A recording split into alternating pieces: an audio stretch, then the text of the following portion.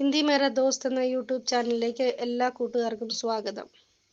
ഇന്ന് നമ്മൾ ഇവിടെ പഠിക്കാൻ പോകുന്നത് യൂണിറ്റ് 1ലെയും യൂണിറ്റ് 2ലെയും പാഠങ്ങളിലെ പ്രധാനപ്പെട്ട വാക്കുകളാണ്. അപ്പോൾ എല്ലാവരും സ്ക്രീനിലേക്ക് നോക്കിക്കേ.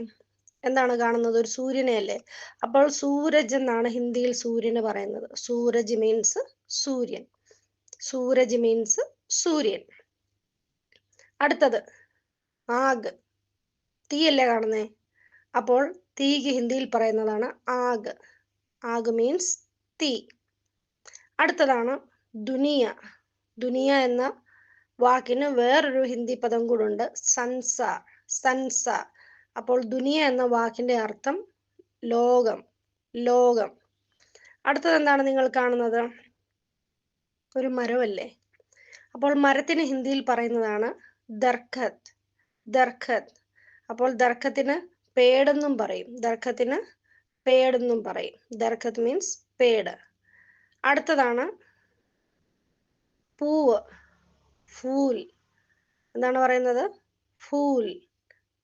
ഫൂലിന് പൂവെന്ന് പറയും. അടുത്തത് ബാദൽ. എന്താണ്? ബാദൽ. ബാദൽ മീൻസ് മേഘം. അപ്പോൾ ബാദലിന് വേറൊരു പേരുണ്ട്, മേഘ്. വേറൊരു പേരുണ്ട്, മേഘ്. ബാദൽ മീൻസ് മേഘം. അടുത്ത വാക്കാണ് സാഫ് സഫായി. സാഫ് സഫായി. അപ്പോൾ സാഫ് സഫായിക്ക് ഹിന്ദിയിൽ വേറൊരു പേരുണ്ട്, അതാണ് സ്വച്ഛത. വേറൊരു വാക്കുണ്ട്, സ്വച്ഛത. അപ്പോൾ സ്വച്ഛത എന്ന വാക്കിന് ഹിന്ദിയിൽ പറയുന്നത് എന്താണ്? ശുചിത്വം. എന്താണ്? ശുചിത്വം. അടുത്തതാണ് ലോഗ്. ലോഗ്. ലോഗ് എന്ന് വെച്ചാൽ ആളുകൾ. ആളുകൾ. ലോഗ് എന്ന വാക്കിന്റെ അർത്ഥം ആളുകൾ. ഈ വീഡിയോ നിങ്ങൾ വളരെ ശ്രദ്ധയോടെ കാണണം, അപ്പോഴേ നിങ്ങൾക്ക് ഇതിന്റെ അർത്ഥങ്ങൾ വേഗത്തിൽ തന്നെ പഠിക്കാൻ സാധിക്കുകയുള്ളൂ. അടുത്ത വാക്കാണ് മഹിള. മഹിള. മഹിള മീൻസ് സ്ത്രീ. മഹിള മീൻസ് സ്ത്രീ എന്നാണ്. അപ്പോൾ മഹിള എന്ന വാക്കിന് മലയാളത്തിലും സ്ത്രീ എന്ന് പറയും, ഹിന്ദിയിലും മറ്റൊരു വാക്കാണ് സ്ത്രീ എന്നുള്ളത്. അടുത്തതാണ് പുരുഷ്. അടുത്തതാണ് പുരുഷ്. പുരുഷ എന്ന വാക്കിന്റെ അർത്ഥം പുരുഷൻ. പുരുഷ എന്ന വാക്കിന്റെ അർത്ഥം പുരുഷൻ. അടുത്തതാണ് ബച്ചെ. അടുത്തതാണ് ബച്ചെ. ബച്ചെ എന്ന വാക്കിന്റെ അർത്ഥം കുട്ടികൾ.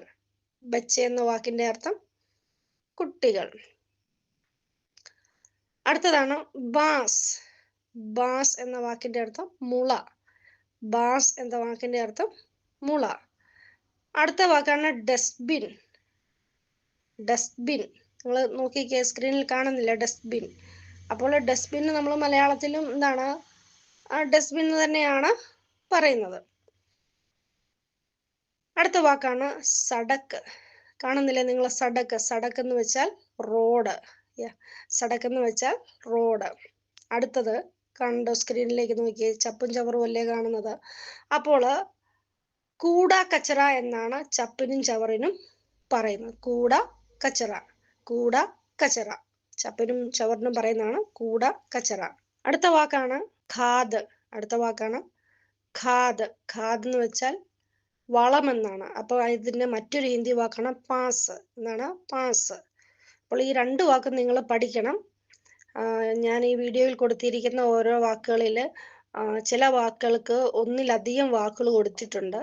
അപ്പോൾ നിങ്ങൾക്ക് പരീക്ഷയ്ക്ക് വരും, ഒരു വാക്ക് തന്നിട്ട് അതിന്റെ മറ്റൊരു വാക്ക് ഓപ്ഷനിൽ നിന്ന് കണ്ടെത്തി എഴുതുക. അപ്പോൾ ഈ രണ്ട് വാക്കുകളും നിങ്ങൾ പഠിച്ചിരിക്കണം. അടുത്തതാണ് ഖാന. ഖാന എന്ന് വെച്ചാൽ എന്താണ്? ആഹാരം, ഭക്ഷണം. ഖാന മീൻസ് ആഹാരം. അടുത്തത് എന്താണ്? വീടല്ലേ കാണുന്നത്? അപ്പോൾ ഘർ. വീടിന് പറയുന്നതാണ് ഘർ. എന്താണ്? ഘർ. ഘർ മീൻസ് വീട്. അടുത്തത് ശരീർ. ശരീർ മീൻസ് ശരീരം. ശരീർ മീൻസ് ശരീരം.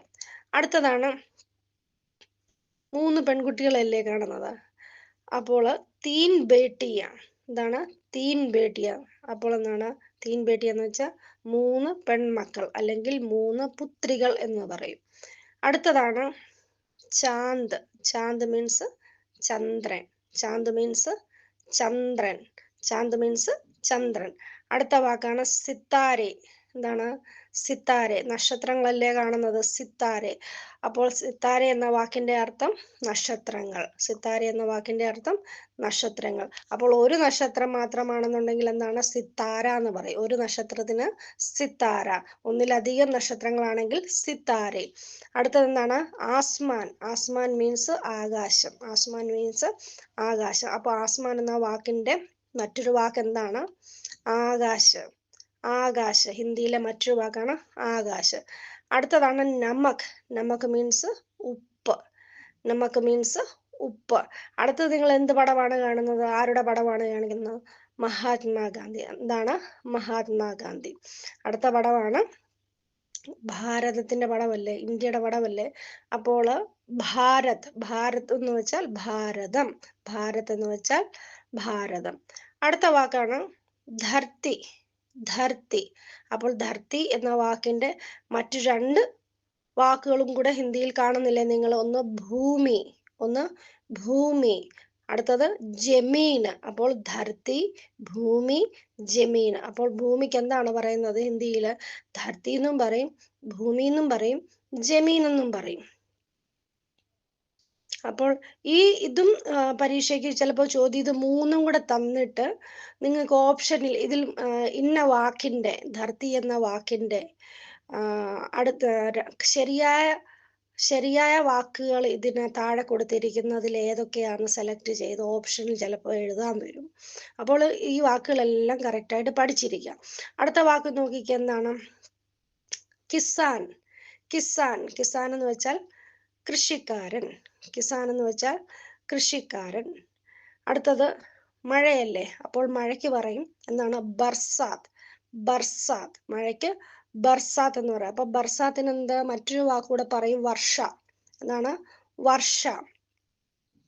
അടുത്തത് വാക്കാണ് ബൈൽ. എന്താണ്? ബേൽ. ബൈൽ എന്ന് വെച്ചാൽ എന്താണ്? കാള. ബൈൽ എന്ന് വെച്ചാൽ കാള.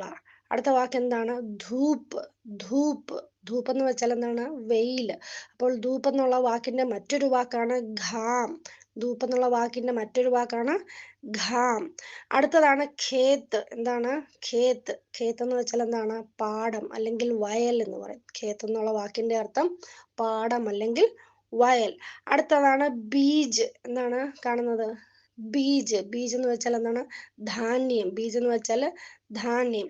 അടുത്തതാണ് കാണുന്നത് ഒരു രാജാവിന്റെ പടമല്ലേ കാണുന്നത്? അപ്പോൾ രാജാവിന് ഹിന്ദി പറയുന്നത് എന്താണ്? രാജ അല്ലെങ്കിൽ റാവ്. എന്താണ്?